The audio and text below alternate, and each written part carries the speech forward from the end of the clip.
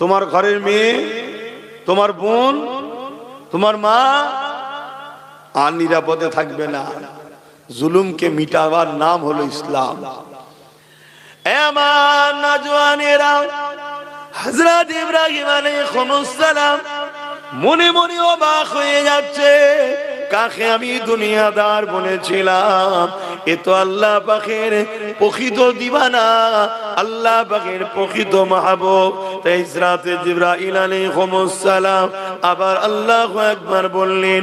বাকি যা গৃহপালিত পশু ছিল সম্পূর্ণ নিয়ে এসে হযরত জিবরাইল আলাইহিস সালামের হাতে দিয়ে দেয়। কি মোহাব্বত দেখে। কিন্তু এটা পরীক্ষা অপর দিকে। তাহলে বাপকে পরীক্ষা নিয়েছে, ছেলেদের পরীক্ষা নেবে না? আল্লাহ কোরআনের মধ্যে বলছে, তোমরা কি মনে করো যে একটা বান্দা পরীক্ষা ছাড়া জান্নাত চলে যাবে? কিন্তু শুকরিয়া আদায় করো যে আমাদেরকে আল্লাহ হালকা হালকা পরীক্ষা নিচ্ছে। এই পরীক্ষা দিয়ে আমরা ফেল হয়ে যাচ্ছি। যে পরীক্ষা সাহাবাদের নিয়েছে, ওই পরীক্ষা যদি আমাদের নিত কি হতো? তরুণেরা, আল্লাহ নবী সাহাবাদেরকে কঠিন কঠিন পরীক্ষা আল্লাহ বানিয়েছে। সেই সাহাবাদের মধ্যে থেকে এক সাহাবীর নাম বলি, হযরত খাব্বাব রাদিয়াল্লাহু তাআলা। আমার নবীকে নবী বলে, আল্লাহকে আল্লাহ বলে ঈমানের নূরের কালেমা পড়ে নিয়েছে। এই কালেমা পড়ে নেওয়ার খবরটা আল্লাহ পাক জালিমদের কানে পৌঁছে দিয়েছে। জালিমরা এবারে খাব্বাবকে ডেকেছে। হযরত খাব্বাবকে জিজ্ঞাসা করে, এ খাব্বাব রে, শুনলাম নাকি মুহাম্মদ রাসূলুল্লাহ দলে চলে গেছো? হযরত খাব্বাব চিন্তা করতে লেগেছে, আমি যদি সত্য কথা বলে দিই, এই জালিমরা আমাকে জানে মেরে দিতে পারে, আর মিথ্যা কথা যদি বলি আমার আল্লাহ পাক নারাজ হয়ে যাবে। আমি খাব্বাব আমার জান দিয়াকে পছন্দ করি, আমার আল্লাহকে নারাজ করা পছন্দ করি না। এটাই তো পরীক্ষা আল্লাহর বান্দা হিসাবে। আমার আল্লাহকে আমরা নারাজ করব না। এতে আজকে দুনিয়া আমাদেরকে যদি মেরে ফেলে, আমরা মরে যাওয়াকে পছন্দ করে নেব, আল্লাহ পাককে নারাজ করব না। হযরত খাব্বাব বললেন, হ্যাঁ, আপনি যেটা শুনেছেন সত্য শুনেছেন। হযরত খাব্বাবকে জালিমরা জুলুম করা শুরু করে দিল। মুহাম্মদ রাসূলুল্লাহ দল ছেড়ে দাও, মুহাম্মদ রাসূলের সাথে ছেড়ে দাও, আমাদের দিকে চলে আসো, আমাদের সাথে চলে আসো, আমরা তোমাকে অনেক সম্মানিত করব, অনেক পদ দেব, অনেক অর্থ দেব। এ যুবক মন দিয়ে শুনবেন, কারণ আজকের দিন এই ঘটনা তোমার আমার সঙ্গে ঘটতে শুরু হয়েছে। সেদিনও দুটো দল ছিল, একটা রহমানের, একটা শয়তানের। রহমানের দলে আমার রাসূল পাক সাল্লাল্লাহু আলাইহি ওয়াসাল্লাম, জোরে বলুন সুবহানাল্লাহ। আর নবী পাকের কথাই সাহাবারা এসেছে। নবী কি বলছিলেন? ইনসাফের কথা, ইনসানিয়াতের কথা, মানবতার কথা, গরিবের অধিকারের কথা, দুঃখীদের কথা, এতিমের অধিকারের কথা, বিধবার কথা। সন্ত্রাসকে বন্ধ করো, জুলুমকে বন্ধ করো, অত্যাচার বন্ধ করো। এটা আমার রাসূল মেসেজ দিচ্ছিলেন। আর আবু জেল, উতবা, সাইবা, শয়তানের লোকেরা কি করছিল? তারা গরিবদেরকে লুটতো, জুলুম করত, খুন করত, নারীদেরকে বাজারে নিয়ে বিক্রি করত, বাচ্চা বাচ্চা কন্যা সন্তানকে জ্যান্ত পুঁতে দিত। তারা এমন করে সমাজে গরিব ঘরের ছেলেদের গলায় কোমরে বেল্ট লাগিয়ে বাজারে নিয়ে যে নিলামে তুলে বিক্রি করত। বলো আজকেও আবু জেল আছে না নাই? কথা বলো। আজকের জালিমরা এরকম করছে না করে না? হালকা হলেও করছে না করে না? অ্যাকচুয়ালি এনআরসিটা কি? এনআরসিটা হলো এই লেবার, গরিব লেবারকে গোলাম বানানো। খাঁচার মধ্যে ভরে দাও, বড় বড় কোম্পানি আসবে যে আমার আজকে অমুক এলাকার পাহাড়টা ভাঙার ব্যাপার আছে, বড় বড় কোম্পানি, আমার 10,000 লেবার লাগবে, 10,000 গরিবকে নিয়ে যাবে, নিয়ে যে ভাঙাবে, কিছু খেতে দেবে। এটা শীতকালের সময় ছিল, আজকে একটু পদ্ধতি চেঞ্জ হচ্ছে। এ কথা বুঝছেন? ইসলাম বলছে এই সকল জালিমদের বিরুদ্ধে লড়াই করা ফরজ। এই শিক্ষাটা আমি আজকে আপনাদেরকে দিচ্ছি, অনেক জায়গায় দিচ্ছি। আর যখন এই কথাগুলো আপনাদেরকে শিখাই, আজকের যারা আবু জেহেল আছে তখন আমার উপর রেগে যাচ্ছে। এইসব কথা বলার কি দরকার? নামাজের কথা নেই, রোজার কথা নেই। আরে নামাজ তো ব্যক্তি জীবনের ইবাদত, তা নামাজের কথা একে শোনাবো কেন? নামাজ আমি পড়ছি, আমি জানি নামাজের ট্রেনিং তো বাপ মাকে দিতে হয়, ওটা তো বাপ মার কাজ। কিন্তু নামাজ পড়ার পরও ৭২টা দল জাহান্নামে যাবে, সেই শিক্ষাটা তো আমাকে দিতে হবে। কথা মাথায় ঢুকছে তো নাকি? আল্লাহ নবী নূর নবী নবী যখন মক্কা জমিনে অত্যাচার জুলুমের বিরুদ্ধে মানুষকে বোঝাতে লাগলো, ওই সময় দলে দলে মানুষ আমার রাসূলুল্লাহ দিকে আসতে লাগলো। তার মধ্যে থেকে প্রথম যারা এসেছিল তাদের উপরে প্রচন্ড জুলুমটা বেড়েছিল। আমি একটা উদাহরণ দিচ্ছি। আমি যখন জুলুমের বিরুদ্ধে বলছিলাম, প্রথম যারা এসেছিল রাসূলুল্লাহর গোলামের দিকে, তাদের উপর জুলুম বেড়েছিল না কমেছিল? আজকে তুলনামূলক একটু লোক আস্তে আস্তে আরো যারা বাড়ছে, হালকা হচ্ছে না কম বাড়ছে? এখন কিন্তু হালকা হচ্ছে অনেক জুলুমটা। কথা বুঝে আসছে না? কেন? তারাও ভাবছে যে পাল্লা ভারী হচ্ছে। শুনছেন? এ নওজওয়ানেরা, আল্লাহ নবীর সাহাবী হযরত খাব্বাব রাদিয়াল্লাহু তাআলা তিনি ইসলামের প্রথম জামানাতে ঈমানের কলেমা পড়েছিলেন। প্রথম সময়তে রাসূলুল্লাহর হাতে হাত দিয়েছিলেন। এই জন্য সাহাবী হুজুরের উপরে বড় জুলুম হয়েছিল। কেমন জুলুম হয়েছিল? আল্লাহ নবীর সাহাবীকে নিয়ে গিয়ে আগুন তৈরি করেছে। মন দিয়ে শোনো যুবক, আগুন তৈরি করেছে। ওই আগুনের উপরে বসিয়ে দিয়ে আল্লাহ নবী সাহাবীকে বলতে লেগেছে, আল্লাহ ছেড়ে দাও, নবী ছেড়ে দাও। এদিকে আগুন ধরতে লেগেছে। ওই আগুনে সাহাবী হুজুরে কোমরের গোশতখানা পুড়তে শুরু করেছে। যেমন আমরা কাবাব তৈরি করি, ওই আগুনে গোশত পুড়ে পুড়ে রস বাইর হয়। সাহাবীর শরীর থেকে পানি রস বেরোচ্ছে। ওই গোশত থেকে পানি বেরিয়ে বেরিয়ে আগুনখানা বন্ধ হয়ে যায়। আবার সাহাবীকে আগুন থেকে সরিয়ে আবার আগুন জ্বালিয়েছে, আবার সে আগুনে নিয়ে যে বসিয়ে দিয়েছে। এ যুবক, আল্লাহ পাওয়া তোটা সহজ নয় গো, রাসূল পাওয়া তোটা সহজ নয় গো, আল্লাহর প্রেমিক হওয়া তোটা সহজ নয় গো। আল্লাহ তার প্রেমিকদেরকে পরীক্ষা নেবে গো। আল্লাহ তার প্রেমিকদেরকে পরীক্ষা নিয়েছে, সেই নিদর্শন আল্লাহ দুনিয়াকে দেখিয়ে দিয়েছে। আমার ভালোবাসার দাবি শুধু করলে হয় না, আমার যারা প্রেমিক হয় তাদের মধ্যে থেকে দেখো খাব্বাবকে, যে খাব্বাব আমি আল্লাহ আমাকে ভালোবেসেছিল বলে, আমার রাসূলুল্লাহকে ভালোবেসেছিল বলে তাকে জালিমরা নিয়ে যে আগুনের উপরে বসিয়ে দিয়েছিল। ওই আগুনের কষ্ট পড়তে পড়তে পড়তে বারবার আগুন বন্ধ হয়ে যায়, আবার আগুন ধরায়, আবার বসানো হয়, আর বারবার বলা হয়, এ খাব্বাব আল্লাহ রাসূলকে ছেড়ে দাও। এ দুনিয়ার মানুষেরা শোনো, আমার প্রেমিক যারা হয় তারা কখনো আমি আল্লাহ রাসূলকে ছাড়ে না। হযরত খাব্বাব প্রমাণ দিয়ে দিয়েছে, তিনার কোমরের গোশত পুড়ে পুড়ে পুড়ে পুড়ে পুরো কোমরটা প্লেন হয়ে গেছে, হাড় বেরিয়ে পড়েছে, তথাপিও তিনি আল্লাহ ও রাসূল কে ছাড়ে রে।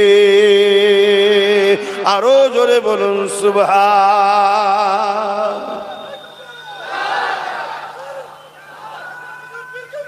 আল্লাহু আকবার।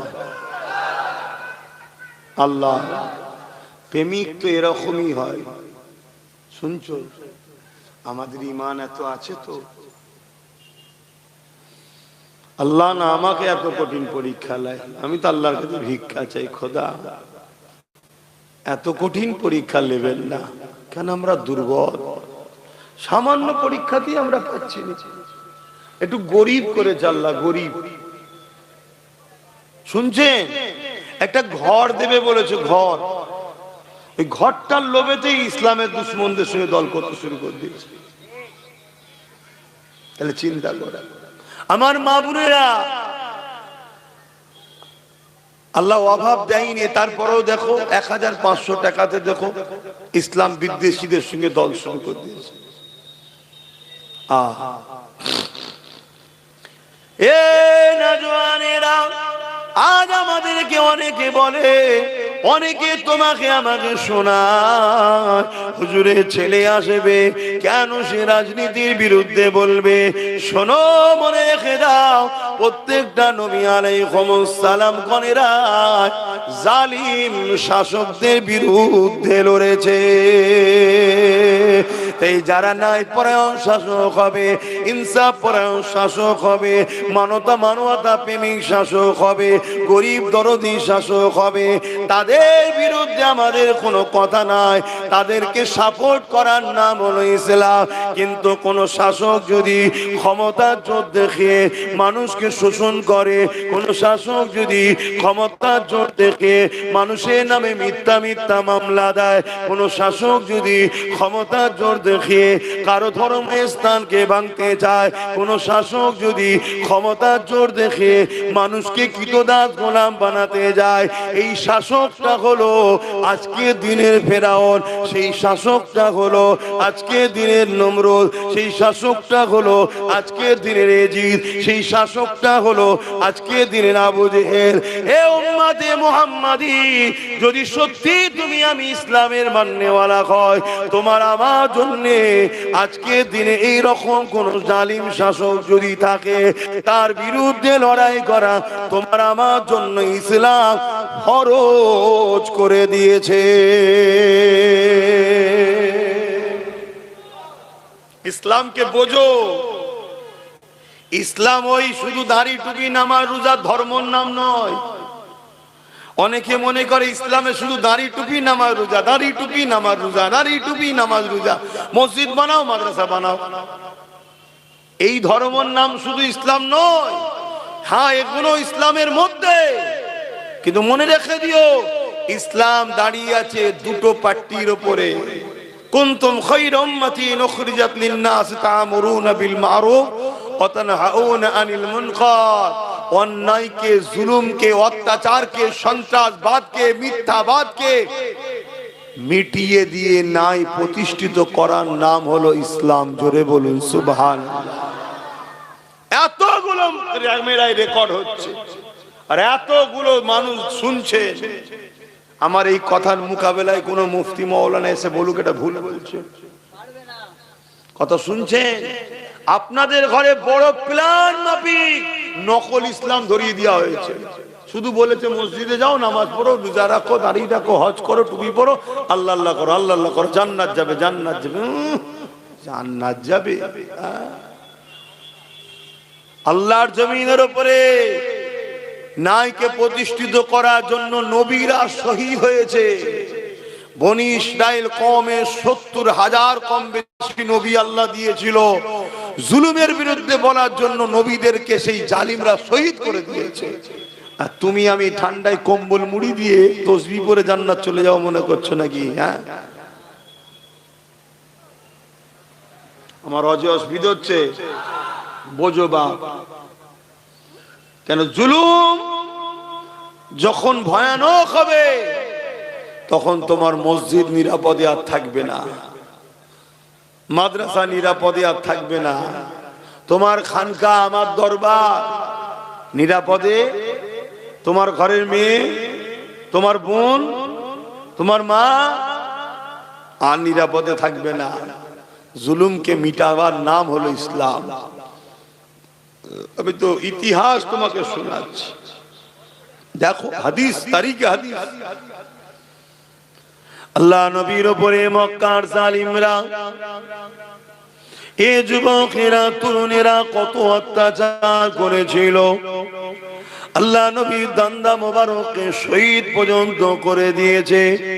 আমার রাসূলুল্লাহকে জালিম, মুশরিক, কাফের, বেঈমান, নিষ্ঠুর পাষাণেরা আমার নবী পাককে তায়েফের জমিনে মেরে রক্তাক্ত করে অজ্ঞান করে দিয়েছিল।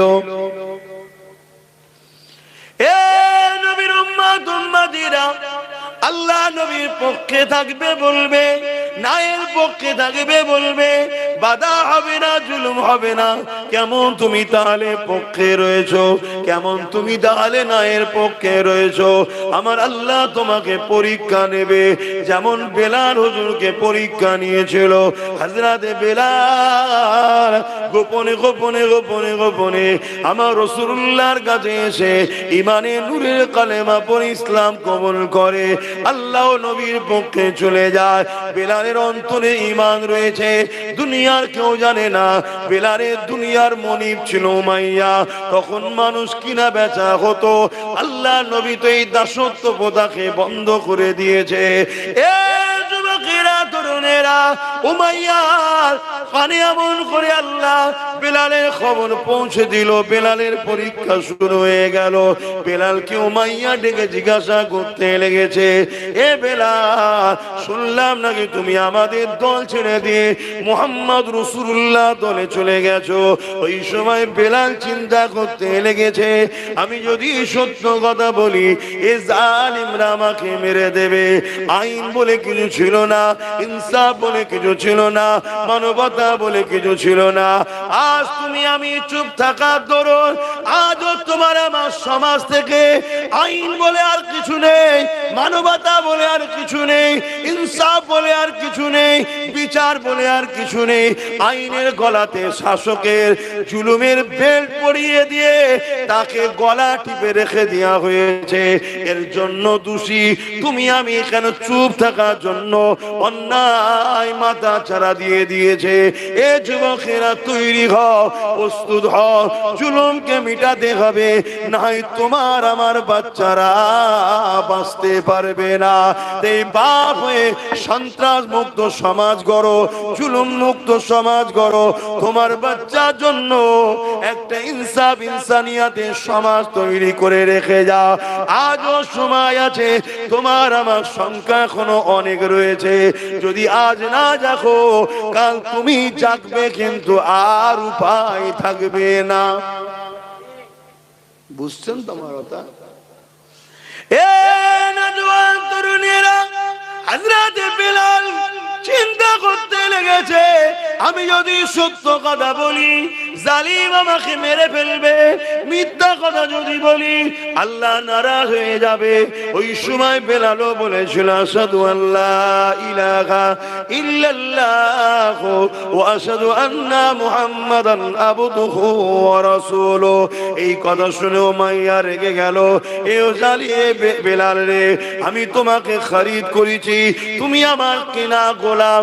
ক্ষমতা এখন আমাদের হাতে, যা খুশি তাই করতে পারি, তোমাকে মেরে ফেলতে পারি। বেলাল, কোনো বিচার তুমি পাবে না, কেউ বাধা দিবা থাকবে না। হযরতে বেলাল বলেছিলেন, আমাকে যিনি বানিয়েছে তিনি আমাকে গরিব করে পরীক্ষা নিচ্ছে, আমাকে কৃতদাস করে পরীক্ষা নিচ্ছে। আর তোমাকেও যিনি বানিয়েছে তোমাকে ক্ষমতা দিয়ে পরীক্ষা নিচ্ছে। তুমি সেই ষোড়শটাকে ভুলে গিয়ে জালিম হয়ে গেলে, সেই ষোড়শটাকে ভুলে গিয়ে অত্যাচারী হয়ে গেলে।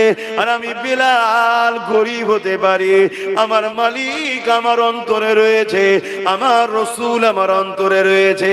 আমি বেলাল আল্লাহ রাসূলের জন্য আল্লাহর পরীক্ষায় আস্তে আস্তে জীবন দিয়া পছন্দ করি। তথাপিও তোমাদের সঙ্গে গিয়ে শান্তি সাম্রাজ্য নিতে, তোমাদের সঙ্গে গিয়ে ধন দৌলত নিয়ে আরাম আয়েশের জিন্দেগি চাই না। কারণ এই দুনিয়া দুদিনের। আমি বেলাল আল্লাহ রাসূলকে হৃদয়ে রেখেছি, দুনিয়ার কোনো ক্ষমতা নাই আমার হৃদয় থেকে আল্লাহ রাসূলকে বার করে দিতে পারবে।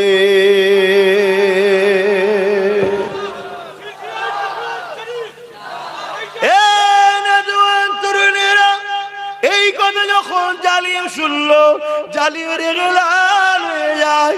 বেলালের কোমরে লোহার বেড়ি পরালো, পায়ে বেড়ি পরালো, কোমরে রশি দিয়ে বাঁধলো, গলায় বেল পরিয়ে নিল। যেমন করে গৃহপালিত পশুগুলোকে টেনে টেনে নিয়ে যাওয়া হয়। আরে গরিব বেলাল, হাফসি দেশের বেলাল, আমার রাসূলুল্লাহ দিওয়ানা, আল্লাহর দিওয়ানা, তাকে এইভাবে টেনে টেনে নিয়ে গিয়ে মক্কার বাজারে হাজির করলো। ভিড় জড়ো হয়ে গেল। ভিড়ের সামনে লোহাকে আগুনে দিয়ে গরম করে বেলালের ঠোঁটে মুখে ছ্যাঁকা দিতে লেগেছে। যে ছ্যাঁকার জন্যে বেলালের ঠোঁট ফেটে গিয়েছিল, ঠোঁট পুড়ে গিয়েছিল, তাই হযরতে বেলাল তুতলা হয়ে গিয়েছিল।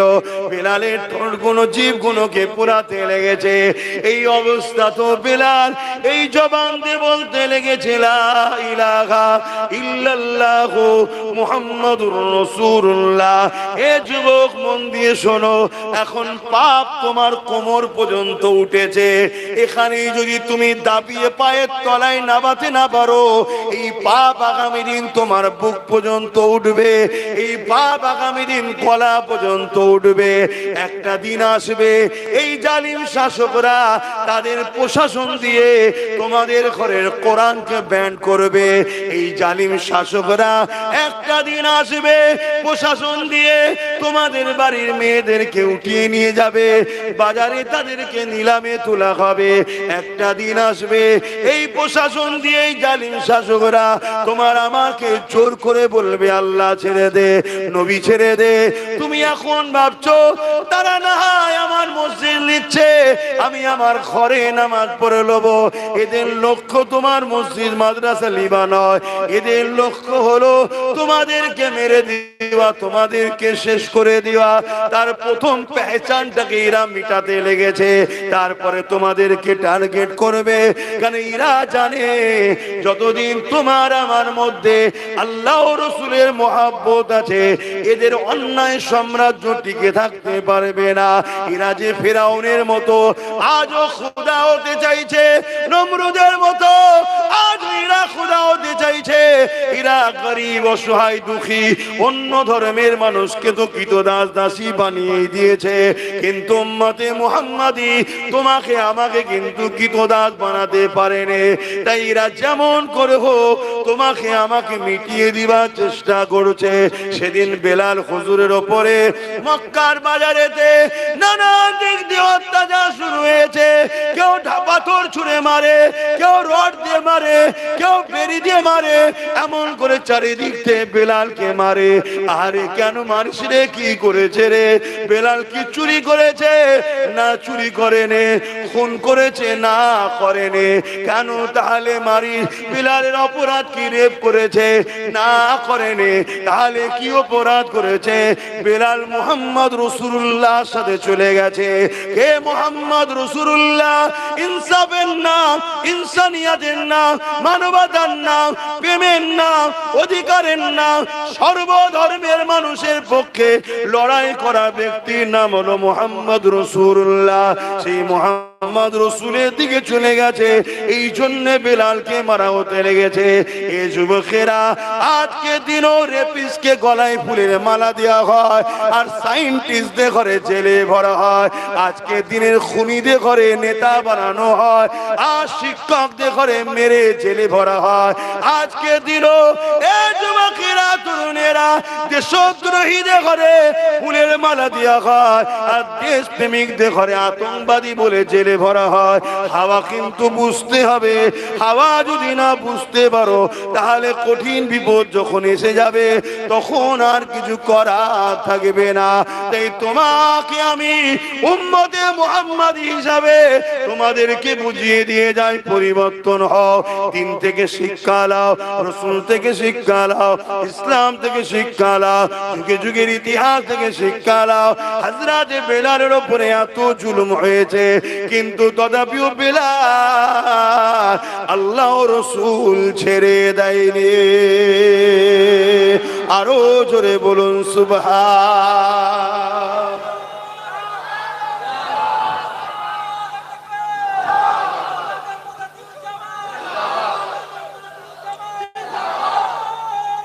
আল্লাহ, আমার ভাইয়েরা, আমার আলোচনায় অসুবিধা হচ্ছে আপনাদের?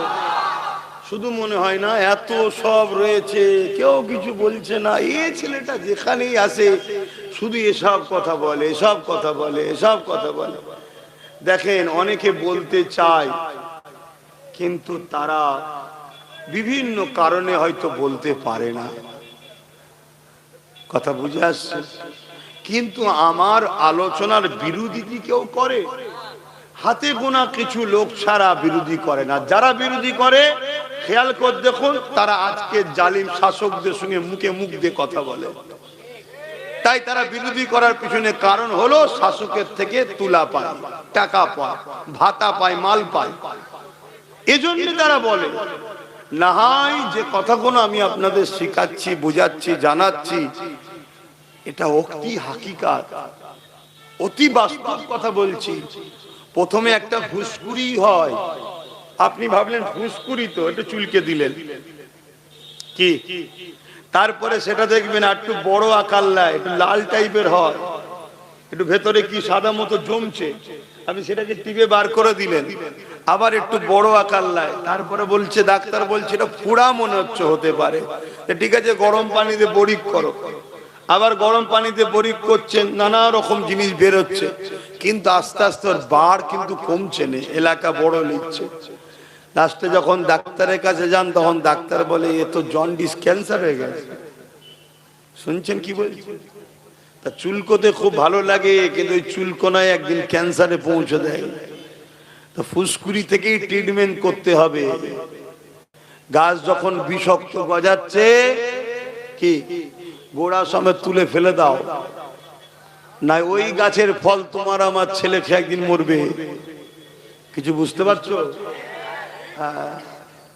আর এলাকায় যতগুলো বিষাক্ত গাছ আছে প্ল্যান করো, টার্গেট করো, দেখো কোথায় কোথায় আছে, সুযোগ পেলে ধরে তুলে ফেলে দাও একেবারে। কথা বুঝে আসছে না? নাই গোড়া সমেত তুলবে, যাতে কোনো না শ্বাস টাস আর বার করতে পারে, একদম শেষ করে দাও। কথা শুনছেন আমার? হ্যাঁ, আর আমি দায়িত্ব নিচ্ছি, কোনো পাপ হবে না, পুরো দায়িত্ব নিয়ে বলে যাচ্ছি, কোনো পাপ নেই। কথা কিছু বুঝে আসছে না? না হাই দেখেন, আমার কথাই মনে হচ্ছে হুজুর কি বলছে। আল্লাহর জাত পাকের কসম করে বলছি, যার কুদরতি হাতে আব্বাস সিদ্দিকীর জান আছে, তার জাত পাকের কসম করে বলছি, কোনো পাপ হবে না। কথা কিছু মাথায় ঢুকলো? হ্যাঁ। কেন ঘরে মে আগ লাগি হ্যায় ঘর কি চারাক সে, ঘরে আগুন লেগেছে কিসে? ঘরে যে বাতিটা জ্বলছিল তাতে। আজ আমার ধর্মের ক্ষতি আমার কওমের ভেতরের গাদ্দারদের জন্যই হচ্ছে। কথা কিছু বুঝছেন না? বুঝেন কি গো, বুঝেন তো নাকি? এ কথা বলতে গেলে আবার মেজো হুজুরের একটা কথা মনে পড়ে যায়, একটু বলি নাকি? না আবার অসুবিধা আছে? কি গো মুরব্বী, কি বলছো, অসুবিধা আছে? মেজো হুজুর পীর কেবলা বাংলাদেশে জলসায় গেছে, বাংলাদেশে তো ঠান্ডা বেশি, তো তাল মিশরি নিয়ে যেতেন। তাল মিশরি খেলে খুব খুসখুস করে কাশি গলে না, তাল মিশরি খেলে ভালো হয়ে যায়। এখন আর সেগুলো আছে কি জানি না, আগে সব অরিজিনাল পাওয়া যেত, এখন সব ভেজাল। নেতা ভেজাল তো আর মাল ভেজাল হবে না, এর কি মানে আছে? নেতা ভেজাল হওয়ার জন্যই তো মাল ভেজাল হয়ে যাচ্ছে, সব তো ওখান থেকেই চলছে। তো ওই সময়ে ওই তাল মিশরি শুধু চুরি হয়ে যাচ্ছে। মেজো হুজুর বলছে, বাবা আমি সফরে এসেছি, এক দেশে পাওয়াও যায় না, কোথা ঠান্ডা ঠান্ডা লেগে যাবে, কারা খাচ্ছিস রে বাবা? সবাই বলে হুজুর আমি জানি না, হুজুর আমি জানি না। মেজো হুজুর বললেন, যে চোর ধরে দেবে তাকে একটা গোটা ফাইল দেবো। ব্যাস, সবাই চোখ বন্ধ করে আছে, ঘুমোই নেই, ধরতে পারলেই গোটা ফাইল পাবো। এ নাই ঝেড়ে ঝুড়ে একটু একটু করে খাচ্ছি, গোটা ফাইল হয়ে যাবে। একদিন যায় আর চুরি হয়নি, দুদিন যাই চুরি হয়নি, 3 দিন যাই চুরি হয়নি, চতুর্থ দিনে একজন লোভ সামলাতে পারে না, ভাবছে সব ঘুমোচ্ছে, সুরসুর করে যেই খেতে গেছে, আর ধরে ফেলেছ তো, বলছে হুজুর চোর ধরে ফেলেছি। কে? এদিকে নিয়ে আসো। এসেছে। কি গো বাবা, তুমি তো বলতে পারো যে হুজুর একটু খাবো, তা বললাম নুকে নুকে খাই। বলছে হুজুর আমি সত্যি বলছি, হুজুর আমি কোনোদিন খাইনি, ভাবছিলাম সবাই ঘুমোচ্ছে আজকে একটু খেয়ে নি। আমি বুঝে উঠতে পারিনি হুজুর, আমি সাদামাটা লোক, একদম কি লোক, সাদামাটা লোক, বুঝে উঠতে পারিনি। হুজুর জিজ্ঞেস করছে ছেলে পুলে কটা? বলছে 5টা। বলছে সাদামাটা লোক তো 5টা ছেলে হলো কি করে? বোঝার ব্যাপার আছে। তাহলে এই জন্য আমি জিজ্ঞেস করছি, বুঝতে পারছেন নাকি? সব বোঝে, আর এই জায়গাটা যদি না বোঝো তাহলেই তো দুঃখ নাকি? হ্যাঁ, সব বোঝে, সব জায়গায় বুঝতে জানে, লাভ লুসকান সব বোঝে। আর দিনের বেলায় বলছো, ইসলামের বেলায় বুঝতে পারছো নি, তাহলে তো সমস্যা হবে নাকি? হ্যাঁ, আমার আওয়াজ বুঝতে পারছেন? হ্যাঁ, বুঝে। আল্লাহ পরীক্ষা নেবে, কঠিন কঠিন পরীক্ষা আসবে। যেমন আজ উম্মতদের জন্য ভয়ানক পরীক্ষা। একদিকে বিজেপি সরকার হুমকি দিচ্ছে মুসলমানদের তাড়িয়ে দেবো, এনআরসি করব, এটা করব, ওটা করব, মোল্লাদেরকে মেরে দাও, কেটে দাও, হ্যান করো, ত্যান করো। অপরদিকে আবার যাকে ভালোবেসে আমরা দল করেছিলাম সেও আবার বিজেপির আইনকে মেনে নিয়েছে। করেছে না করেন? তাহলে কোন কঠিন পরীক্ষায় এসে গেলাম বলো? একদিকে না হয় ওর জ্বালায় এর সাথে ছিলাম, কি ওর জ্বালাতেই ছিলেন তো নাকি? আবার ইও ওর সাথে হাত মিলিয়ে দিয়েছি।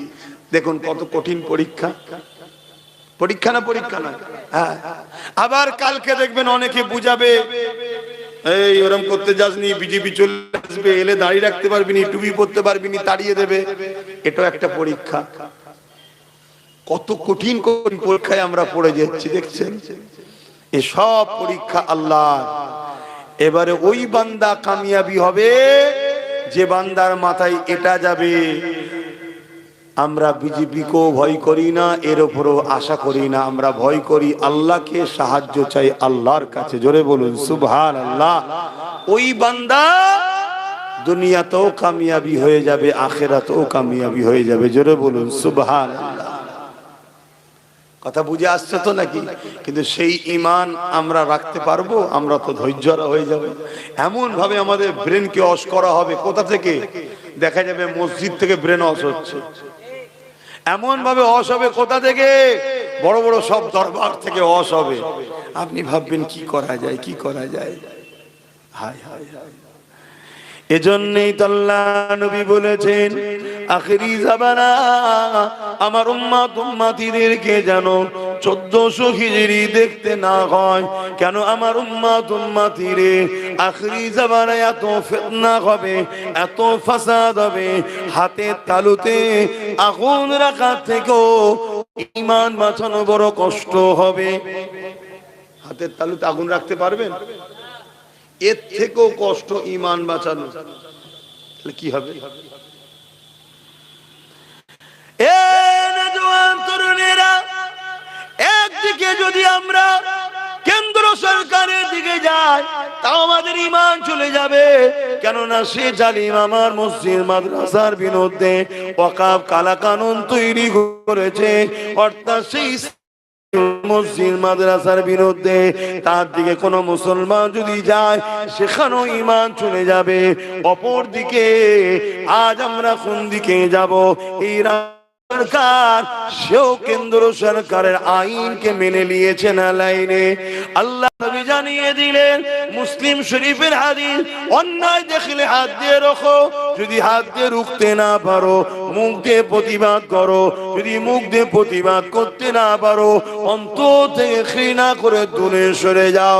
অন্তর থেকে ঘৃণা করে যারা দূরে সরে যাবে তাদের মধ্যে ঈমান আছে, কিন্তু ঈমানটা হলো বড় দুর্বল। বুঝতে পারছেন?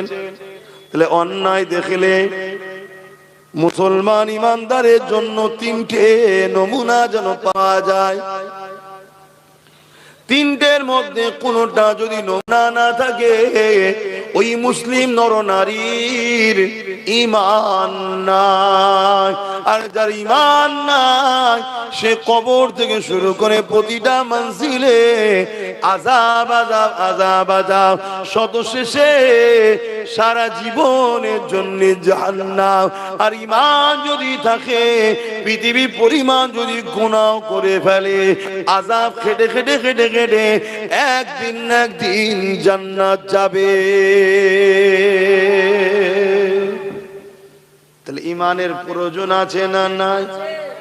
কিন্তু রাসূল বলছেন অন্যায় দেখলে হাত দিয়ে রুখে দাও। যদি হাত দিয়ে রোকার ক্ষমতা তোমার না থাকে, মুখ দিয়ে প্রতিবাদ করো। মুখ দিয়ে যদি প্রতিবাদ করার ক্ষমতা না থাকে, তাহলে অন্তর থেকে ঘৃণা করে দূরে সরে যাও। তাও যদি না করে তুমি অন্যায়ের সঙ্গে সাথ দাও, রাসূলুল্লাহর হাদিস অনুযায়ী তোমার ঈমান নাই। শুনছেন তো নাকি? অসুবিধা হচ্ছে? তরুণেরা, যুগে যুগে আমরা মসজিদ বানিয়েছি গাটের পয়সা, মেহনতের হালাল পয়সা দিয়ে। ধনী লোকরাও যদি দান করে, হালাল পয়সা থেকে দান করে। আমরা মুসলমানদের কাছ থেকে এমন করে নিজেরা মেহনতের পয়সা দিয়ে মসজিদ, মাদ্রাসা, কবরস্থান, ঈদগাহকে বানিয়েছে। আজকের দিনে আমাদের ঈমানের পরীক্ষা আল্লাহ নিচ্ছে।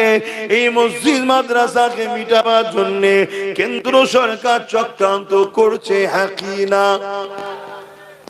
এটা ঈমানের পরীক্ষা। বান্দা তোরা কি করিস দেখবো। আমি আল্লাহ আমার দিনের জন্য যথেষ্ট। এ যুবকেরা, এ আমার নবী পাকের প্রেমিকেরা, যুগে যুগে আল্লাহ পরীক্ষা নিয়েছে।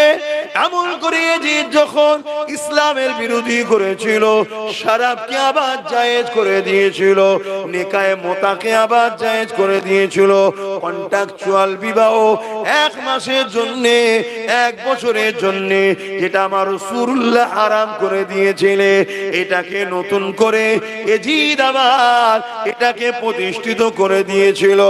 ইমামে হোসাইন পাক বললেন, এজিদ রাজনীতির নামে ইসলামের বিরোধী করছে, তার সঙ্গে আমি হোসাইন কখনো আপোষে যেতে পারি না। তার বিরোধী করতে শুরু করে দিলে, যখনই বিরোধী শুরু করলো, এজিদ ইমামে হোসাইন পাককে বলতে লাগলো, এ হোসাইন, মক্কা মদিনা তুমি নিয়ে নাও, বাকি সব জায়গা আমার থাকবে, তুমি আমার বিরোধী করো না। ইমামে হোসাইন পাক বলেছিলে, তামাম কায়নাত হলো আমার নানা জানে, তুমি আমাকে মক্কা মদিনার কি দেখাচ্ছ? আমি হোসাইন আমার নানা দিনের দুশমনের সঙ্গে আপোষ করতে পারি না।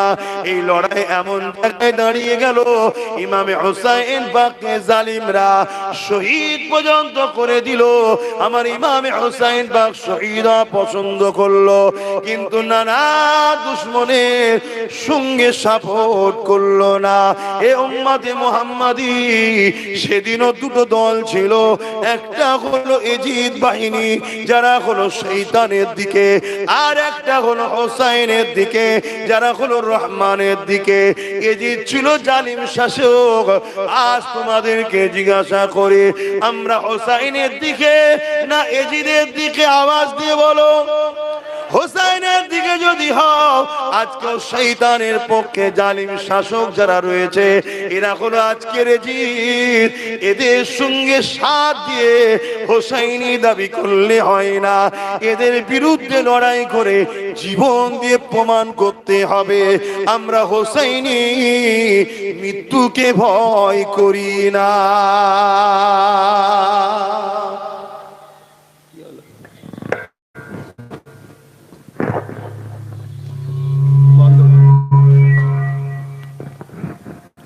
দরুদ শরীফ আল্লাহুম্মা সাল্লি আলা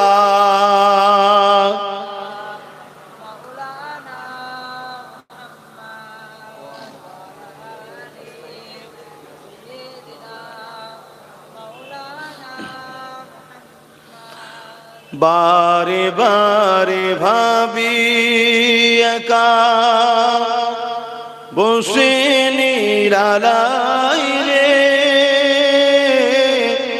পাখি গুলি উড়ে যেতাম সোনার মদিনায় রে, সোনার মদিনায় রে বুলবুলিরা কোথা যাও উড়ে যাও কোথায় রে আমার সালাম পৌঁছে দিও নবীজি রওজায় রে নবীজি রওজায় রে বারে বারে ভাবি একা বসে নিরালায় রে পাখি হলে উড়ে যেতাম সোনার মদিনায় রে সোনার মদিনায় রে রহম করো ও গো আল্লাহ ও দয়াময় রে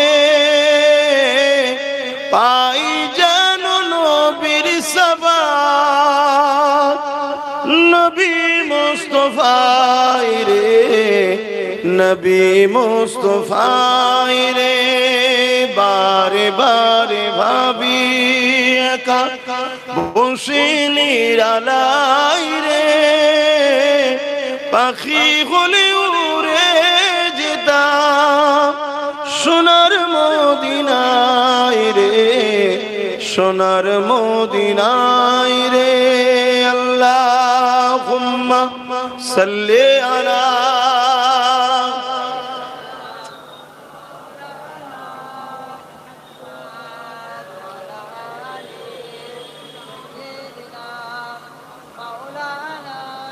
আমার আব্বা ভাইরা মায়েরা বোনেরা কি অসুবিধা হচ্ছে নাকি বাপ ভাইদের আমাদেরকে আল্লাহ পরীক্ষা নেবে না আমাদের সামনে সব থেকে বড় ভয়ঙ্কর পরীক্ষা হলো ইসলামের দুশমন যারা ওয়াকাফকে মিটাচ্ছে তাদের হাত থেকে ওয়াকাফকে বাঁচানো এটা পরীক্ষা না পরীক্ষা না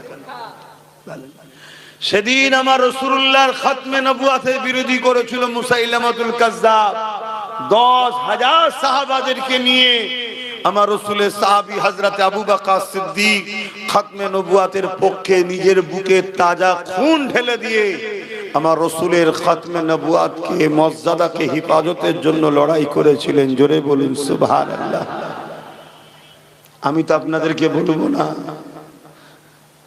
আমরা যদি শুধু ঐক্যবদ্ধ হয়ে যেতে পারি একতা হয়ে যেতে পারি প্রতিটা গ্রামে গ্রামে যদি আমরা নিজেরা এক হয়ে যাই যে আমাদের কেউ দুশমন নয় কেউ বন্ধু নয় ওয়াকাফের যে দুশমন তারা আমাদের দুশমন আমাদের দুশমন হিন্দু আদিবাসী দলিত খ্রিস্টান মতুয়া এদের বিরুদ্ধে আমাদের লড়াই নয় আমাদের লড়াই যারা আমার মসজিদকে মিটাতে চাইছে মাদ্রাসা কবরস্থান ঈদগাহকে মিটাতে চাইছে আমাদের লড়াই তার সাথে তাই তো নাকি বলুন আল্লাহর ঘর মসজিদ মাদ্রাসা ওয়াকাফকে বাঁচাবার জন্য লড়াই করার দরকার আছে না নাই কারা লড়াই করতে রাজি আছেন একটু সাক্ষী দেন লম্বা করে হাত তোলেন আলহামদুলিল্লাহ কেউ হাত তুলতে বাকি নেই তো আল্লাহ কবুল করেন আল্লাহ জান্নাত নসিব করে বলুন আল্লাহুম্মা আমিন মনে রাখবেন আমাদের আব্বা জান ইব্রাহিম আলাইহিস সালামকে আল্লাহ আগুনে ফেলে পরীক্ষা নিয়েছিল জানেন তো ইতিহাস বিশাল এক আগুন একটা বিশাল গ্রাম এলাকা নিয়ে এত বড় এলাকায় আব্বা জান ইব্রাহিম আলাইহিস সালামকে নমরুদ আগুনে ফেলছে চরকিতে তুলেছে কেন কাছে যে ফেলতে পারছে না চরকি ঘুরিয়ে দূর থেকে টেনে ফেলে দেবে এমন সময় জিবরাইল সাল্লাম এসে চরকি ধরে ফেলেছে আর এদিকে আগুনে পড়ার টাইমে আব্বাকে জিজ্ঞেস করা হচ্ছে যে আপনাকে কোনো হেল্প করব হযরত ইব্রাহিম আলাইহিস সালাম বলেছিলেন আমার আল্লাহ আমাকে পরীক্ষা নিচ্ছে আমি যে বলিছি আল্লাহকে ভালোবাসি কতটা ভালোবাসি ইব্রাহিম পরীক্ষা নিচ্ছে আমার আল্লাহ আমাকে বাঁচাবার জন্য যথেষ্ট জোরে বলুন সুবহানাল্লাহ হে মুসলমান নবীর উম্মত তোমাদেরকে বাঁচাবার জন্য আল্লাহ যথেষ্ট নয় তাহলে অনেক মুনাফিক মুসলমান এসে বলবে যে তোমাদেরকে বাঁচাবার জন্য মমতা যথেষ্ট বলবে না যারাই বলবে জানবে যা মুনাফিক কথা বুঝে আসছে না নাই আমাদের বাঁচাবার জন্য যথেষ্ট কে জোরে বলুন কে যদি এর উপরে প্রথম থেকে আমরা আমল করতাম তাহলে আজকে কেন্দ্র সরকার এই আইন করার সাহস পেত না। কিন্তু আমরা বলেছিলাম, যখন কলকাতার রেড রোডে মমতা দাঁড়িয়ে বলল বিজেপির হাত থেকে সারা দেশে রুখবো আমি, বিজেপির হাত থেকে সারা দেশে রুখবে কে? বলছে আমি। উড়িষ্যায় লাশ হয়ে চলে এসছে, ওনার রুকার ইচ্ছা আছে? গুজরাটে লাশ হয়ে চলে এসছে, উনি রুখছে? বোম্বাইয়ে লাশ হয়ে বাংলায় ফিরছে, উনি রুখছে? একটা কোন পিএম সিএম এর সঙ্গে ফোন করেছে কোন রাজ্যের? হ্যাঁ, আমি বাংলার সিএম বলছি, আমি জানিস ইডি সামনে থেকে ফাইল চুরি করা লোক, আমি খুব সাবধান। একটা কেউ বলেছে? অতএব আমার রাজ্যের কোন ছেলে যদি আর একটা মরে, তাহলে এই রাজ্যে যা আছে সব পাঠিয়ে দেবো, ওইগুলোকে নিয়ে চলে আসবো। একটা হুমকি দিলে সব রাজ্য ঠান্ডা হবে না? হবে না? বলেছে? তাহলে এই যে বলছিল যে বিজেপির হাত থেকে পুরো দেশে বাঁচাবো, বললে হতো যে বাংলায় বাঁচাবো, ঝোঁকের মাথায় পুরো দেশ বলে দিয়েছে। আর আমরাও হাঁ করা ভাবছি তাই হবে। কথাই কষ্ট হয়ে গেল নাকি? খুব কুড়ি বলবো, ভালো তারে বোঝেন। তাহলে আজকে যদি আমরা তার উপরে ভরসা না করতাম, তাহলে আজকে কেন্দ্র সরকার কিন্তু আইনটা করতে পারতো না। কেন? ভেতরে ভেতরে এর এমপিরা সব ভেতরে ভেতরে ভোট দিয়ে দিয়েছে, সামনে নাটক করছে, লড়াই করছি, ভেতরে ভেতরে ভোট দিচ্ছে সব। আমি তো চ্যালেঞ্জ করছি, ভোট বার করুন, সব ভেতরে ভেতরে ভোট দিয়ে দিয়েছে। কথা মাথায় ঢুকছে? এসব খবর তো আপনারা রাখেন না। 12টা ভোট বেশি পড়েছে, 12টা এলো কোথা থেকে? এই 12টা ভোট এলো কোথা থেকে? তো মন দিয়ে শোনে। তাহলে আজকে সেই জায়গায় চক্রান্ত করে এই সবগুলো করা হচ্ছে। আজকে যদি আমরা আল্লাহর উপরে ভরসা করি, আমার আল্লাহ আমাদের জন্য যথেষ্ট নয়? আব্বা জান ইব্রাহিম আলাইহিস সালামকে যখন নমরুদ আগুনে ফেলে দিল, আল্লাহ পাক জানিয়ে দিলেন আগুন আমার ইব্রাহিমের জন্য আরামদায়ক ফুলের বাগান হয়ে যায়।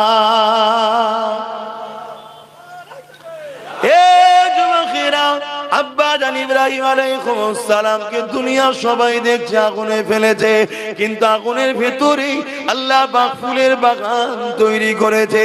যে আল্লাহ ইব্রাহিম নবীর জন্য আগুনের ভেতরে ফুলের বাগান বানাতে পারে, সেই আল্লাহর উপরে ভরসা রেখে আমরা যদি এক মুঠো হতে পারি, তাহলে আমাদের সামনে যত বাধা এসুক না কেন, সব বাধাকে ভেঙে ইনশাআল্লাহ আমরা আমাদের মসজিদ, আমাদের ঈদগাহ, আমাদের কবরস্থান, আমাদের ওয়াকফকে ইনশাআল্লাহ আমরা বাঁচাতে পারবো। এ যুবকেরা, তরুণেরা, তাই বলে দিয়ে যায় আল্লাহর উপরে ভরসা করে। কেন? আমার রাসূলুল্লাহ জানিয়ে দিয়েছে, আমার বড় ভয় হয় আমার উম্মতের ক্ষতি প্রকাশ্য দুশমনেরা করতে পারবে না, আমার উম্মতের ক্ষতি মুনাফিক ছদ্মবেশীরা করে দেবে। কেন্দ্র সরকার হলো মুনাফিক, এই প্রকাশ্য জালিম, আর রাজ্য সরকার হলো মুনাফিক। শুনছেন তো নাকি? হ্যাঁ, এই মুনাফিক করেছে আমাদের সাথে। বলেছিল যে আমি থাকতে এই রাজ্যে ওয়াকফ লাগু, আর আমি বেঁচে থাকতে এসআইআর হতে। মরে গেছে নাকি? আল্লাহ বালা কবে যে যাবে, কথা বুঝছেন না? বোঝেন? আবার অনেক আমার কওমের ভাই আছে, বলে আমরা মুসলমান, বলে না? বলে না? এই মমতার বিরুদ্ধে বললে তাদের কষ্ট হয়। শুনছেন আমার কথা? অথচ আমার কোরআনের বিরুদ্ধে একজন ফোরপাস মাতাল বলল, আমার কওমে সেই সব নেতাদের কোনো কষ্ট হয়নি।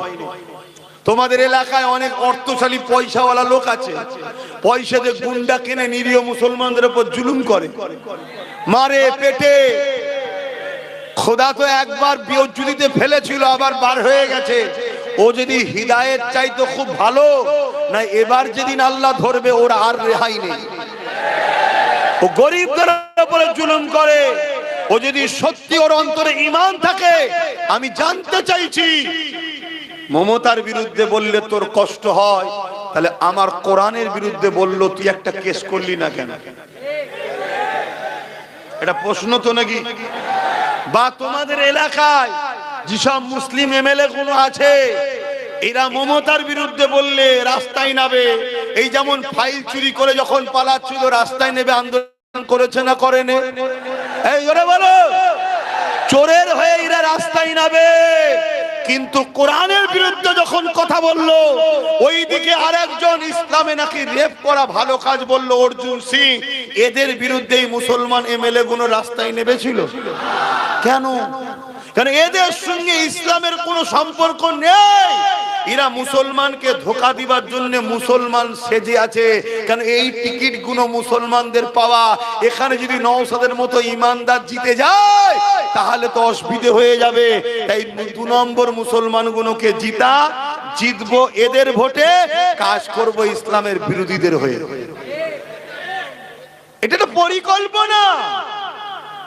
বোঝো আমার কথা কি কষ্ট লাগছে? আমার তো সিধা কথা। আমি ধর্ম প্রচারক, আমি ইসলামের প্রচারক। আমার প্রশ্ন, তুই মুসলমান? হ্যাঁ মুসলমান। মুসলিম অধ্যুষিত এলাকায় দাঁড়িয়েছিস, তোকে আমার ভোটটা দিয়ে জিতিয়ে কি লাভ হলো? আমার কোরআনের বিরুদ্ধে যে বললে একটা কেস করলি না, তাহলে কাল যে কোরআনের বিরুদ্ধে বলার জন্য তার বিরুদ্ধে যদি তুই কেস না করিস, কাল মুসলমানকে যখন মিথ্যা এনআরসি দিয়ে বা মিথ্যা ভাবে মুসলমানকে মারবে, মনে হয় এরা আমাদের হয়ে লড়বে? কেন? আমাদের দাম বেশি না কোরআনের দাম বেশি মুসলমানের কাছে? তো তুই কোরআনের যখন সাথ দিলেনি মুসলমানের সাথ দেবে মনে হয়? এগুলো ভাবো, এগুলো ভাবো, বোঝো। আমার কথায় কষ্ট হলো? পয়সা পয়সা দেয় নাকি? বোঝার চেষ্টা করো। কিন্তু একটাই দেখো, নবী বংশের ছেলে একটাই জিতেছে। তোমরা জানো কি জানি না, এসআইআর এর ব্যাপারেও কেস করেছে সুপ্রিম কোর্টে। তোমাদের জানা আছে কি জানি না? এসআইআর এর ব্যাপারেও কেস করেছে, যদি কোনো সাধারণ মানুষ হয়রানি যাতে না হয়। আবার এনআরসির ব্যাপারেও করেছে। আবার যখন কোরআনের বিরুদ্ধে বলল তার নামেও মামলা করেছে। তাই তোর পিছনে সবাই লেগে গেছে। নতুন করে দেখলাম আর একটা নাকি বেরিয়েছে, কে কখন এ ধরে, কখনো ও ধরে, কখনো সে ধরে। আদৌ তুই মুসলমান না বেঈমান এখনো তো বুঝতে পারছি না। কেন? কখনো মন্দিরেও দেখা যায়, কখন মসজিদেও দেখা যায়। দেখা যায় না? যায় না? হ্যাঁ, হঠাৎ করে বলছে আমি মুসলিম দরদি হয়েছি, তো ভালো কথা, ভালো কথা। মুসলিম দরদি হওয়া তো ভালো, কিন্তু এসেই বলছে আমাকে হুজুর হতে হবে, আমাকে ইমাম বানাও। এই কথা শুনছেন না শুনেননি? একটু সন্দেহ আছে। হ্যাঁ, অতএব বেশি লাফালাফি করা ভালো নয়। একটু দেখে শুনে হাত ধরা দরকার। কি? কেন আমরা এমন একটা জায়গায় দাঁড়িয়ে আছি, ভুল হাত ধরে ফেললেই চুলোতে ডাইরেক্ট গিয়ে পড়বে। আছো কোথায়? কড়াতে। আছো কোথায়? কড়াতে। কষ্ট না আরাম? উঠতে হবে না? হবে না? কিন্তু ওঠো, এমন লোকের হাত ধরে ওঠো সে যেন তুলে তোমাকে ডাঙাই না ভাই। এমন লোকের হাত ধরতে যাওনি ধরে নিয়ে যে কড়া থেকে। আমি কি বলছি বুঝছো তো? আচ্ছা, এত বুঝাই কেন জানো? তোমাদেরকে ভালোবাসি, রসুল পাক তোমাদেরকে ভালোবাসে। তাই তোমাদেরকে যদি আমি ভালোবাসি, আমার বিশ্বাস নবী আমাকে শাফাআত করবে। তাই তোমাদেরকে ভালোবাসি, দাদা হুজুরের রুহানি আওলাদ তোমরা। তাই না? কি দরকার আছে দুটো প্লেন কথা বলে গেলে? আমার তো দাওয়াত আরো বাড়বে রে বাবা। ঠিক তো নাকি? আমার জলসায় বাধা হয় না? হয় না? কত বাধা। কখন এ ডাকছে ফোন করে, এদিকায়, ও বলছে এদিকায়, ও বলছে এদিকায়, এ বলছে 5 লাখ টাকা দিয়ে দিচ্ছি পুরো হুজুরের সেটআপ আমি এনে দেবো, ওইটাকে বাদ দে দে। বাবা, তোদের আবার হুজুরের সেটআপও আছে? তার মানে বুঝতে পেরেছেন, সেই ব্রিটিশ আমলে একদল লোককে ব্রিটিশরা নিয়ে যে আন্দামান সেলুলার জেলে রেখেছে, কালা পানির শাস্তি দিয়েছে। আবার ব্রিটিশরাই একদল মৌলানাদের ঘরে মাসে মাসে মাইনও দিত। ব্যাপারটা কি? কথা কিছু মাথায় ঢুকছে? আজকে যেটা ঘটছে এটা নতুন নয়। যদি নতুন হতো না হয় তোমরা বুঝতে পারো না, আলাদা কথা। তোমরা একটু পিছনে যাও না, ব্রিটিশদের পিরিয়ডে যাও। ব্রিটিশদের সময় এই ভারতবর্ষে আব্দুল আজিজ মুহাদ্দিস দেহলভী রাহমাতুল্লাহ আলাইহি যখন ফতোয়া দিল ব্রিটিশদের বিরুদ্ধে লড়াই করা ফরজ, ওই সময় ব্রিটিশরা দেখলো হাই সর্বনাশ, এবার তো টিকা মুশকিল, এবার তো টিকা মুশকিল। কেন? মুসলমান ফরজ তো করতেই হবে, নাই তো কবিরা গুনাহ হবে, জাহান্নামে যেতে হবে। তাহলে মুসলমান তো উঠে পড়ে লাগবে। ব্রিটিশ দেখলো আমার তো পিঠের চামড়া তুলে ফেলবে পারে, তা কি করা যায়? ব্রিটিশ চট ছেড়ে দিল। লুবি বক্তা, দুবি মলি সাহেব, লুবি মুফতি কে আছে দেখ, কার হুজুর হবার শখ আছে দেখ, একটু হুজুর থেকে মলি সাহেব ধর। কথা বুঝছেন না? বোঝেন? হ্যাঁ, হুজুরের বেলায় মুরগির রান, আমার বেলায় মুরগির ঠ্যাং, সে শুকনোটা ঠ্যাং খাওয়ার হুজুর কে আছে দেখ। কোন মুফতি সাহেবের লোভ আছে একটু হুজুর হবার দেখ, ধরে লিয়াই ওকে। ব্রিটিশরা চড় পেটিয়ে দিল, সব ধরে ধরে ধরে ধরে খবর হয়ে গেল। ব্রিটিশ তাদেরকে পয়সা দিল, লিজাও লিজাও লিজাও। কি করতে হবে? আব্দুল আজিজ মুহাদ্দিস দেহলভীর বিরুদ্ধে ফতোয়া দাও। ও ভুলভাল বকছে, কোথায় আছে ব্রিটিশদের বিরুদ্ধে লড়াই করা ফরজ? কোরআন হাদিসের কোথায় আছে? ব্যাস, ফতোয়া শুরু হয়ে গেল। দুটো গ্রুপ হলো না? হলো না? জোরে বলেন। ঠিক তেমনি ইতিহাস জানতে হবে। আজকে যখন আব্বাস সিদ্দিকী বলল দিদি মোদিকে ভোট দিয়া হারাম, ভোট দিলে ঈমান চলে যাবে, আমার বিরুদ্ধে একদল ফতোয়া দিয়েছে না যায়নি?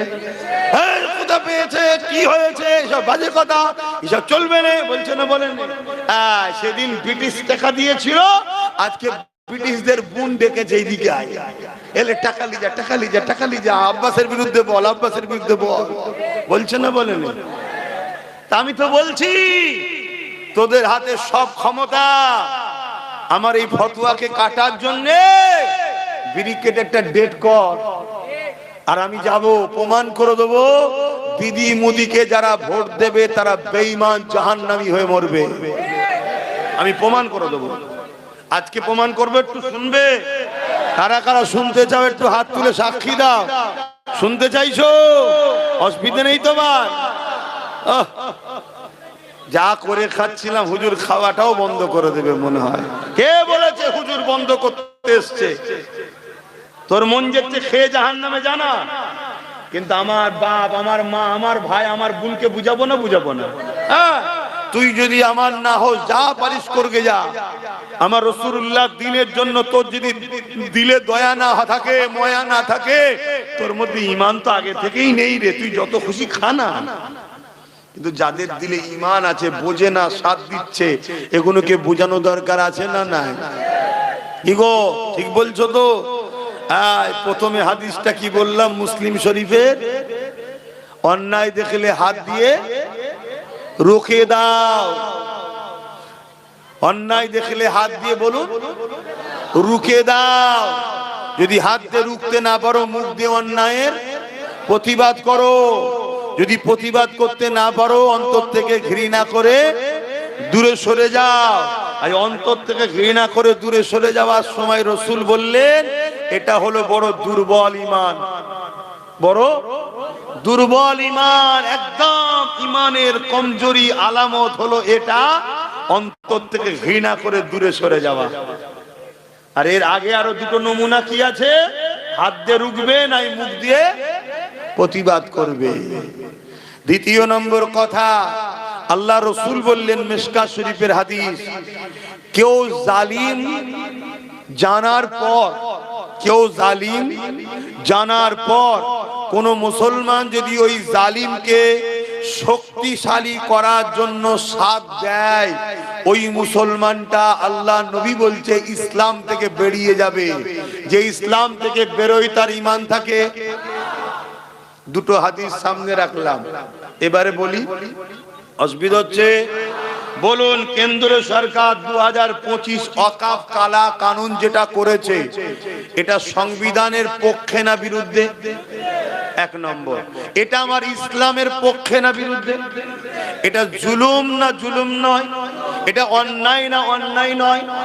রাসূল বললেন অন্যায় দেখলে হাত দিয়ে। তাহলে কেন্দ্র সরকারের এই কালা কানুন, সংবিধান বিরোধী কানুন, ইসলাম বিরোধী কানুন, মসজিদ মাদ্রাসা কবরস্থান ঈদগাহকে মিটিয়ে দিবার চক্রান্তের কানুনকে রাসূলুল্লাহর হাদিস অনুযায়ী ইমানের বৈশিষ্ট্যের মধ্যে প্রথম বৈশিষ্ট্য হলো হাত দিয়ে রুখতে হবে। যদি হাত দিয়ে রুখতে নাও পারি, কেন্দ্র সরকারের কালা কানুনের বিরুদ্ধে মুখ দিয়ে প্রতিবাদ করতে হবে। তোমার এই আইন মানছি না, তোমার এই কালা কানুন মিটিয়ে যাক মানছি না, এইভাবে প্রতিবাদ করতে গিয়ে যদি জেল হয় জেলে যেতে হবে, মার হয় মার খেতে হবে, যা হয় হবে। ইমানকে বাঁচাবার স্বার্থে তোমাকে প্রতিবাদ করতে হবে।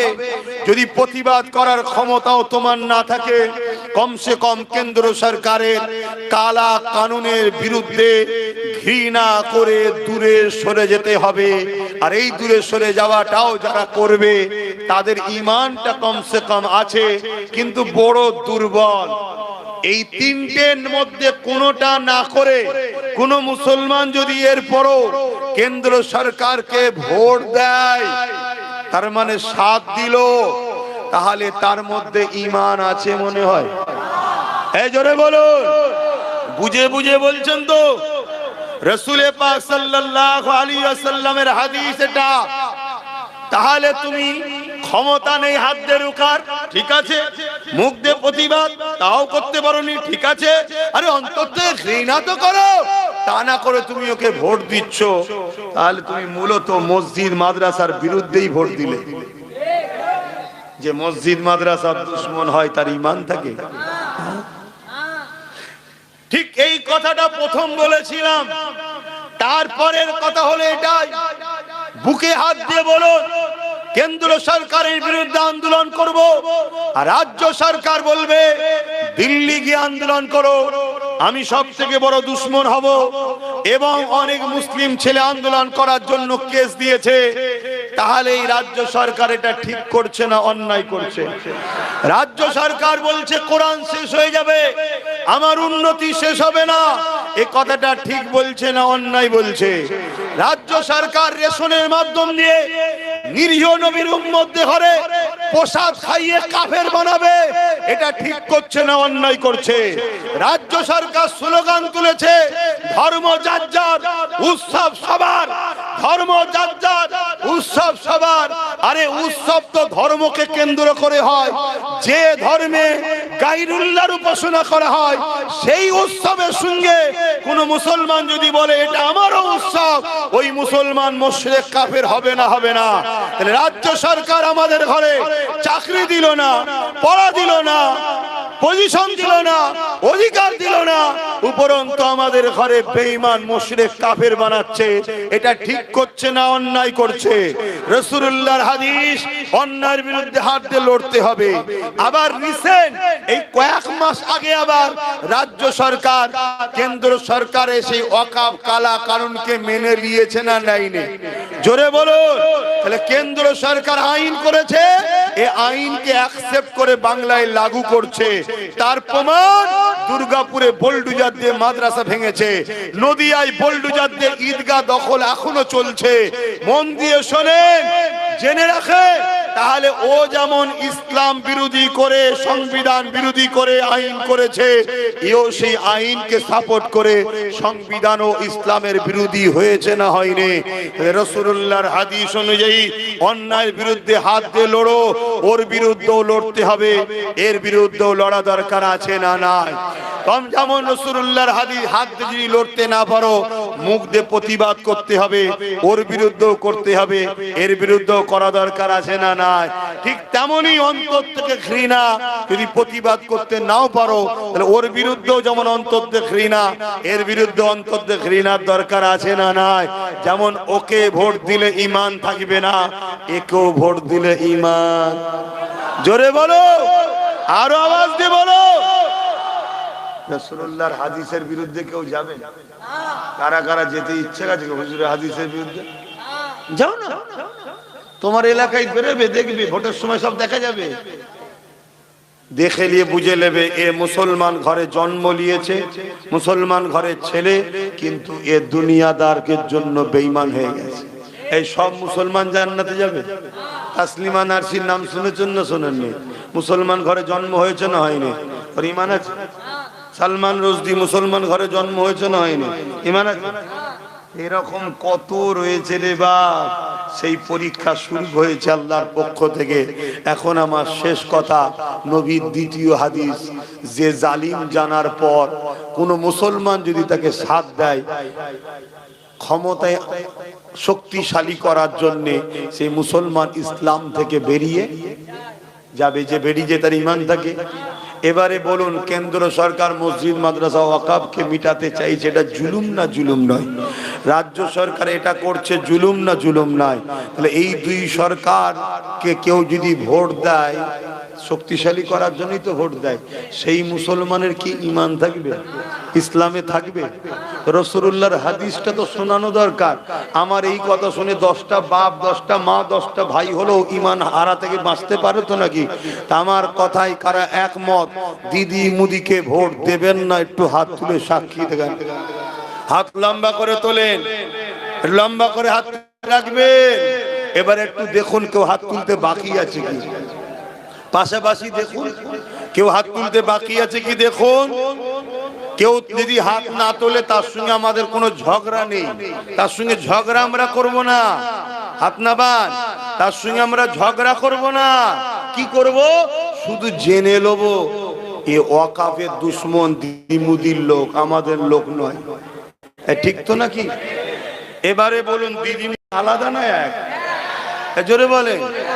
পিসাবটা নাপাক না পাক, আর মদটা নাপাক না পাক? মদ কাপড়ে লেগেছে, পিসাব কাপড়ে লেগেছে বলে মদ দিয়ে ধুলে পাক হবে? তা মুদিকে রুকার জন্য এই নাপাক দিয়ে রুকবে? হ্যাঁ, আমার কথা ভুল হল নাকি? এবার যদি বলেন তাহলে কি করব? একটাই লাঠি সবার ঘুম হারাম করেছে না করেনি? ওয়াকাফকে বাঁচাবার স্বপ্ন আছে না নাই? বাঁচাবার রাস্তা দুটো। অসুবিধা হচ্ছে? একটু বলবো, বাঁচাবার রাস্তা দুটো। যদি আপনাদের কোন রাস্তা থাকে বলবেন, আমি শুনবো। আর একটা আপনাদেরকে আইন জানিয়ে দিই, আমার দেশ হলো যুক্তরাষ্ট্রীয় কাঠামো। কথা বুঝে আসছে? ল্যান্ড, যে জমি বিষয়ে, জমির বিষয়ে রাজ্য সরকার যদি কেন্দ্র সরকারকে জমি না দেয়, এক টুকরো ঢিলাও কেন্দ্র সরকার রাজ্য থেকে নিয়ে যেতে, তাহলে রাজ্য সরকার যদি ওর আইনটাকে না মানতো, ক্ষমতা ছিল না এই রাজ্য থেকে এক টুকরো মাটি নিয়ে যেতে পারতো। কিন্তু মানা ছাড়া, না মানা ছাড়া তো উপায় নেই। কেন মানতে হবে? যখনই মানবে না অমনি বলবে ভাইপোকে তুলে আনবো। শুনছেন না শোনেন নে? তাহলে ও ভাইপোর জন্য আমার মসজিদ কুরবানি করে দিচ্ছে, মাদ্রাসা কুরবানি করে দিচ্ছে, আর আমরা হাত করে বসে বসে দেখবো? কথা বলেন, দেখবেন? আপনারা লড়াই করতে পারবেন তো? আপনাদের কিচ্ছু করতে হবে না। যে যার গ্রামে 10-12টা যেগুলো আছে, আমি দোয়া করছি প্রথম আল্লাহ ওদের হিদায়েত করুক। যদি হিদায়েত না হয়, বাস ওই কটাকে শুধু সাইজ করে দিলেই তো হয়ে যাবে। কোনো অসুবিধা নেই। এটা মসজিদ মাদ্রাসা বাঁচাবার লড়াই রে বাবা। তুই যদি মসজিদের দুশ্মন হস, তোর বিরুদ্ধে লড়াই করবো না করবো না? তুই যদি আমার মাদ্রাসার বিরুদ্ধে নারাজ, তোর বিরুদ্ধে লড়াই করবো না করবো না? এই তো আস্তে আস্তে দেখছিলাম লুঙ্গি পরে, মনে হয় 60 বছর বয়স হবে, এক চাচা বক্তব্য দিচ্ছে দিদির পক্ষে। তো ওর উপরে দয়া করলে হবে? কথা বলেন। আমার বাপও যদি ইসলামের বিরুদ্ধে দাঁড়ায়, তার বিরুদ্ধে লড়াই করতে হবে। এর নাম ইসলাম। এই কথা বুঝে আসছে না? নয়? আর এটাই তো আল্লাহর পরীক্ষা। যদি পরীক্ষায় পাস করতে পারো, লড়াই যদি করতে পারো, আল্লাহ সাহায্য পাবে, হাতে তোমাদের হবে, বিজয় তোমাদের হবে। আর যদি না পারো, মনে রেখে দিও আল্লাহ তোমাদেরকে সাহায্য করবেন যখন এই জালিমরা তোমাদেরকে কাটবে। আমার কথা ওপেন, ভালো লাগলে নেবে, না ভালো লাগলে না নেবে। লড়াই আজ থেকে করিনি আমি। যখন চুচুড়ার মসজিদ মাদ্রাসায় তালা মারা হয়েছিল, তখন আমার কোনসা দল ছিল, কি ছিল, তারপরেও লড়াই করে মসজিদ মাদ্রাসা খুলিছি না খুলিনি? আমি সব বুঝি, কিন্তু আমার ধর্মের উপরে আঘাত দিলে আমার হেড অফিসার ঠিক থাকে না। কথা বুঝে আসছে না? নাই আমার জমি লিয়েছিস, যা চল আল্লাহ বিচার করবে। আমার চাকরি লিয়েছিস, যা আল্লাহ বিচার করবে। আমার ভাত রুজি কেড়ে নিয়েছিস, যা আল্লাহ বিচার করবে। আমার বাপকে গাল দিয়েছিস, মাকে গাল দিয়েছিস, যা আল্লাহ বিচার করবে। কিন্তু কোরআন, ইসলাম, নবী আর আল্লাহ, এখানে কোনো কম্প্রোমাইজ নেই। আমার কথায় একমত তো? আগামী দিন কোরআনের পক্ষে, ইসলামের পক্ষে, ওয়াকাফের পক্ষে আমরা লড়বো। যারা ওয়াকাফের দুশমন তাদের বিরুদ্ধে আমরা লড়বো। এই লড়াইয়ে যদি আমার গ্রামের কোন মুসলিম নামধারী আমাদের সামনে আসে, তাদের উপরে এক জাররা পরিমাণ দয়া আমরা দেখাবো না।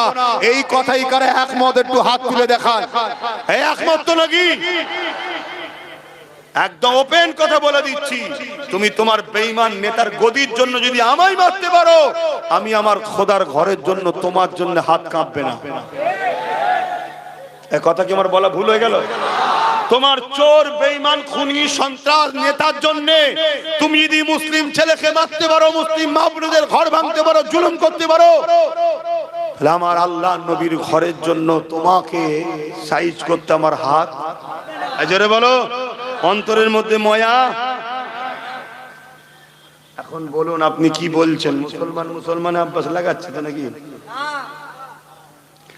আল্লাহ নবী যখন মক্কা শরীফে ইসলামের প্রচার করলো, ওই সময় মক্কার মুশরিকরাও বলেছিল যে মুহাম্মদ তুমি যা করলে ঘরে ঘরে সব লিখিয়ে দিলে। আল্লাহ নবী বললেন তোমরা আসো তাওহীদের দিকে, সত্যের দিকে, তাহলেই তো সব ঠিক হয়ে যায়। কথা মাথায় ঢুকছে না? আমরা কারো মন্দির ভাঙতে যাচ্ছি, গুরুদ্বার ভাঙতে যাচ্ছি, গির্জা ভাঙতে যাচ্ছি, কারো ঘর দখল করছি, ভাইপোর বাড়ি দখল করছি না? কেন দখল করতে যাব? কিন্তু বারবার আমাদেরটাই দখল করা হচ্ছে না, হয়নি? আমাদের উপরেই জুলুম হচ্ছে না, হয়নি? তাহলে আমি ডিফেন্স করব না? তোমরা পারবে তো? ইনশাআল্লাহ। সেদিন ফেরাউনের দিকে সৈন্য ছিল, মুসা নবীর দিকে আল্লাহ ছিল। সেদিন নমরুদের দিকে সৈন্য বাহিনী ছিল, ইব্রাহিম নবীর দিকে আল্লাহ ছিল। সেদিন এজিদের দিকে রাজ পাওয়ার সৈন্য ছিল, আমার হোসাইনের দিকে আল্লাহ ছিল। সেদিন এই হিন্দুস্তানি আমার গরিবের নওয়াজ আর জালিম বাদশার সাথে লড়াই হয়েছিল। জালিমের দিকে সৈন্য, সামন্তর, অর্থ, ম্যান পাওয়ার সব ছিল, আমার গরিবের নওয়াজের দিকে আল্লাহ ছিল। বিজয়টা কিন্তু গরিবের নওয়াজেরই হয়েছে। জোরে বলুন সুবহানাল্লাহ। ঘাবড়াবার কিছু নেই, ঘাবড়াবার কিছু নেই।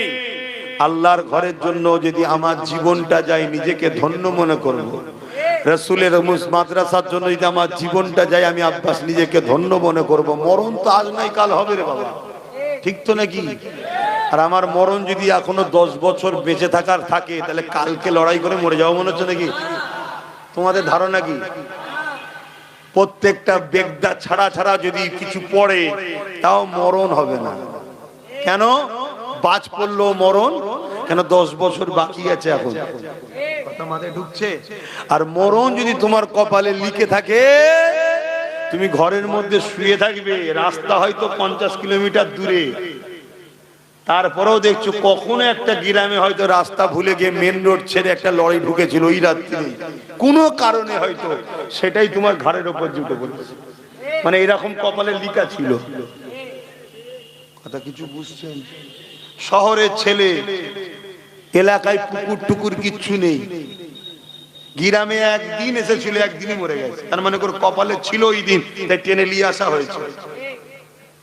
গ্রামের ছেলে, রেল লাইন আশপাশে নেই, কোনোদিন রেলই দেখেনি, একদিন গেছে, একদিনই কাটা পড়ে গেছে। ঘটে না? ঘটে না? ওর কপালে ছিল ওইটা। অতএব বাপ, আমার কথা তাহলে বলো, ওয়াকাফ বাঁচানো দরকার তো নাকি? যদি ওয়াকাফ বাঁচাতে ভারতের মুসলমান না পারো, তোমাদের অস্তিত্ব থাকবে না, এটা মনে রেখে দেখো। এই বাঁচাবার পন্থা আমার জানা দুটো, আমি বলবো একটু। নাম্বার 1 হলো সুপ্রিম কোর্ট। কেন? যারা আইন করেছে লোকসভারও আব্বা হলো সুপ্রিম কোর্ট। কথা শুনছেন তো? হ্যাঁ, দেশের সর্বোচ্চ মাথা। সুপ্রিম কোর্ট যদি আইনকে বাতিল করে দেয়, বাতিল হবে। তা সুপ্রিম কোর্ট কি এমনি এমনি বাতিল করে দেবে? কথা বলেন, সুপ্রিম কোর্ট কি এমনি এমনি বাতিল করে দেবে? আমরা যদি ঘুমোই, সুপ্রিম কোর্ট কি বলবে? তারাও তো মানুষ নাকি? তাদেরও বউ বাচ্চা ছেলে পুলে আছে না? নাই। যেমন বাবরি মসজিদের কেস করে ঘুমোচ্ছিলাম বলে আমরা রায় পেলাম না, তাহলে কেস যেমন করতে হবে তেমন ট্রিটমেন্টটার যোগাযোগটা আন্দোলনটা তেমন জারি জোরে বলে রাখতে হবে। তাই কেস যেমন করতে হবে আন্দোলন জারি। যারা বলেছিল বিজেপির হাত থেকে মুসলমানকে বাঁচাবে তারা কেস করেছে, তো সরকার কেস করেছে। তাহলে বলো সেই একজনই কেস করেছে, নওশাদ সিদ্দিকী। তা আগামী দিন কলকাতায় যাচ্ছ নাকি ওর ডাকে? কি গো কলকাতায় যাচ্ছ তো নাকি?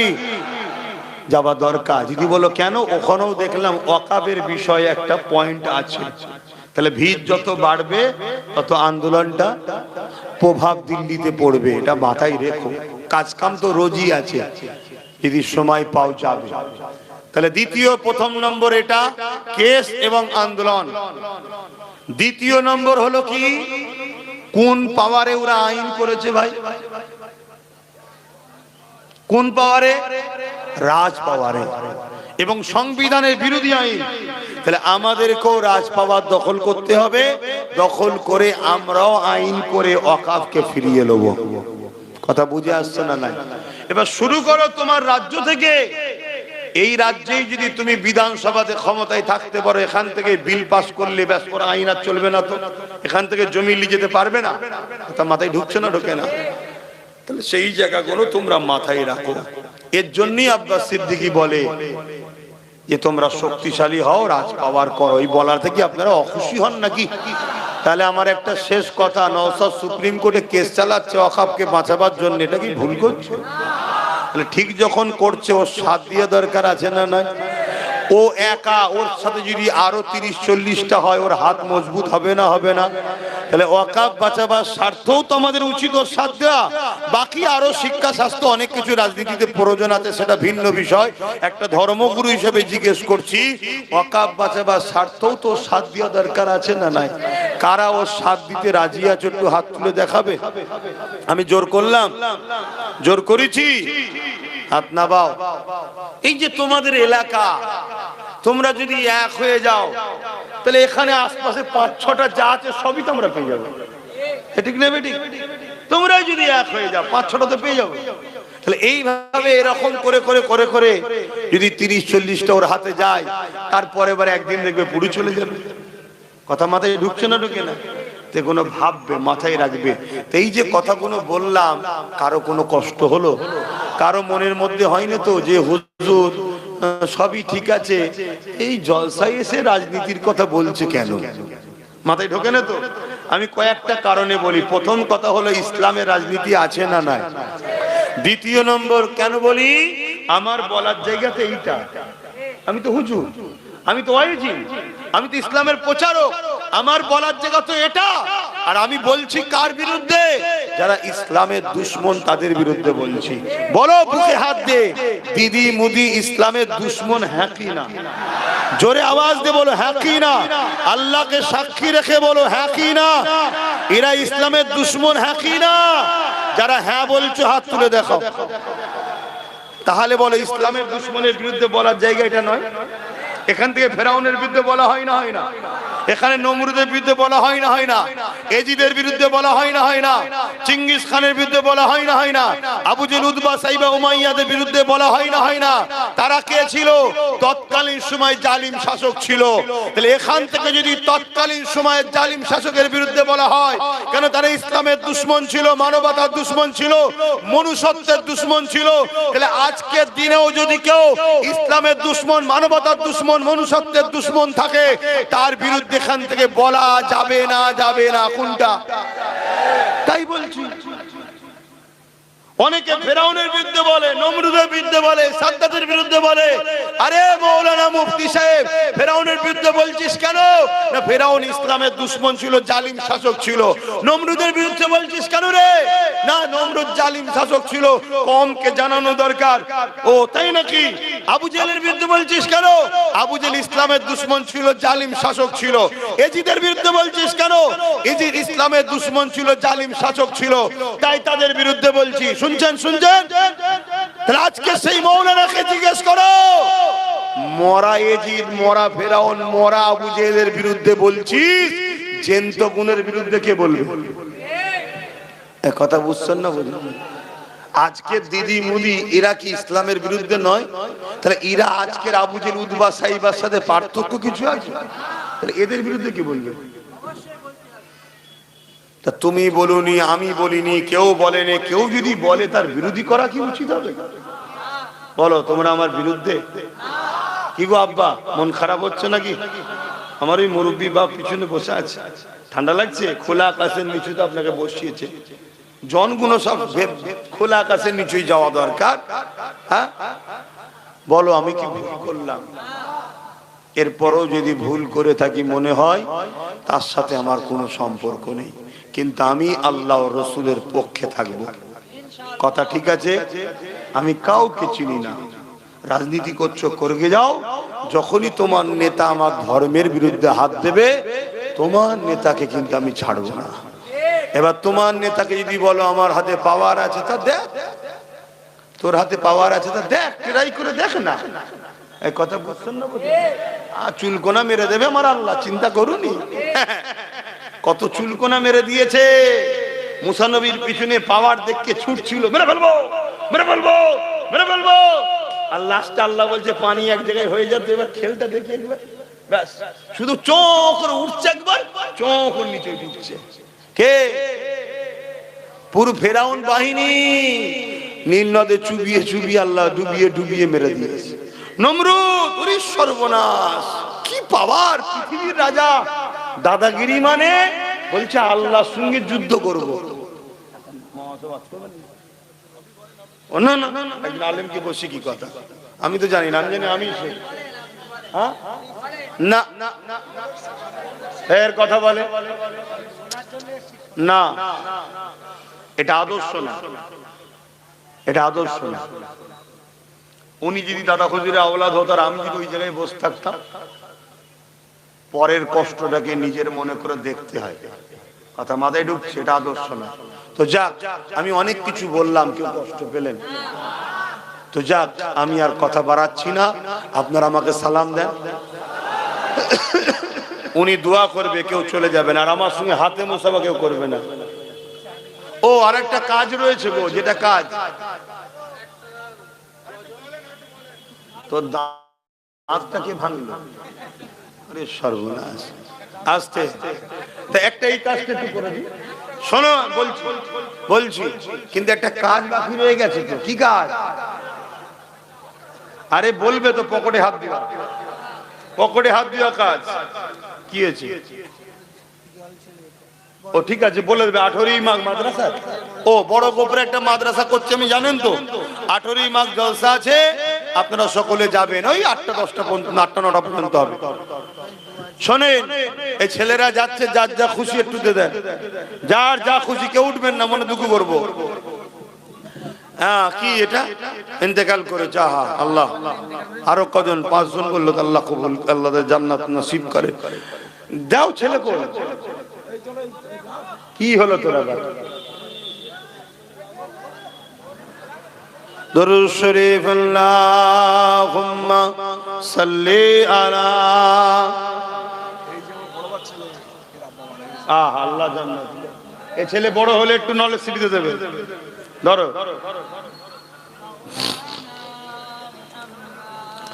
যাদের হৃদয়ে আছে আল্লাহর ভয়, তারা কখনো নবী ভুলে যায় না। আল্লাহর প্রেম ছাড়া এই দুনিয়া কারো কাছে কোনো কিছু চাই না। যাদের হৃদয়ে আছে আল্লাহর ভয়, তারা কখনো নবী ভুলে যায় না।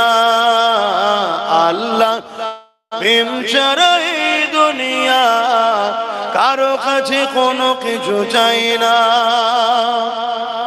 কি হলো তোমাদের?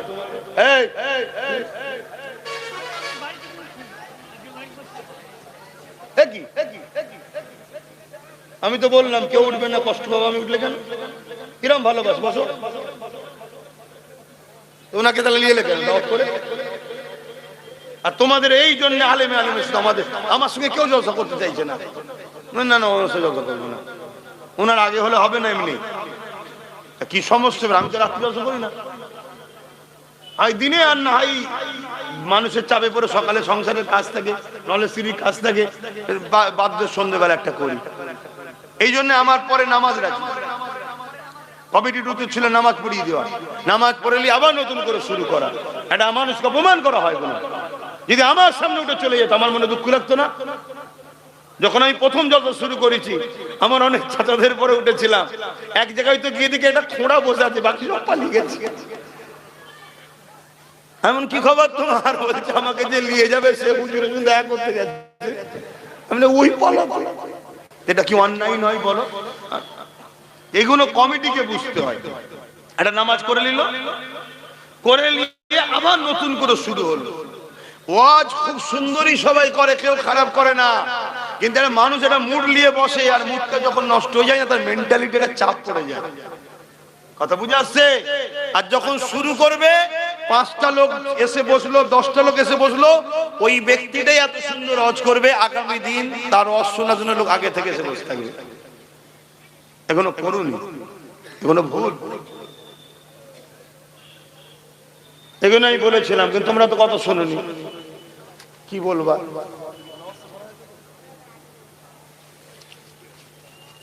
তো যাই হোক, আমি আর বাড়াচ্ছি না, আমি দুঃখিত। আপনারা আমাকে সালাম দেন। ওয়ালাইকুম আসসালাম ওয়া রাহমাতুল্লাহি ওয়া বারাকাতুহু। কি কষ্ট পেলেন? এরপরও যদি কষ্ট পান আমার থেকে দূরে থাকবেন, কিন্তু আমি ইসলামের পক্ষে লড়ব। শুনছেন? আমি আমার কওমের মানুষদের জন্য লড়ব, পাশাপাশি হিন্দু, দলিত, আদিবাসী, সাঁওতাল, বাগদি, যে কোনো অসহায় গরিব আমার দিনের যদি দুশ্মন না হয় সেই আমার ভাই বোন। সে অন্য ধর্মের, সে জবাব আল্লাহর কাছে দেবে, কিন্তু আমার ভাই বোন তারা বাপ আদমের সন্তান, মা হাওয়ার সন্তান। আসসালামু আলাইকুম। কেউ মুসাফার হাত বাড়াবেন না।